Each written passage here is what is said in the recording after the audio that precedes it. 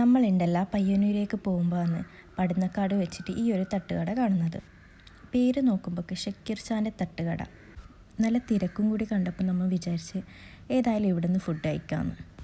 സാധാരണ തട്ടുകട പോലെയല്ല കേട്ടോ, ഇത് നല്ലൊരു ആംബിയൻസോട് കൂടിയുള്ള ഒരു തട്ടുകടയും കൂടിയാണ്.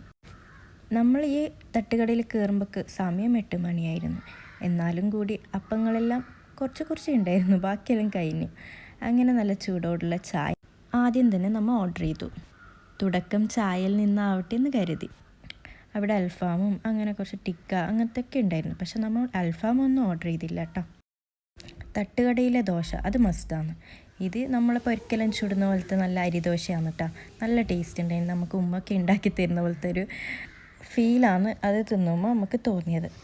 നല്ല ചൂടോടെ ആകുമ്പം എന്തായാലും ടേസ്റ്റ് ഉണ്ടാവുമല്ലോ. അപ്പം മിക്സ് കഴിക്കാമെന്നാണ് നമ്മൾ വിചാരിച്ചത്. പക്ഷെ അപ്പം മിക്സ് തീർന്നു.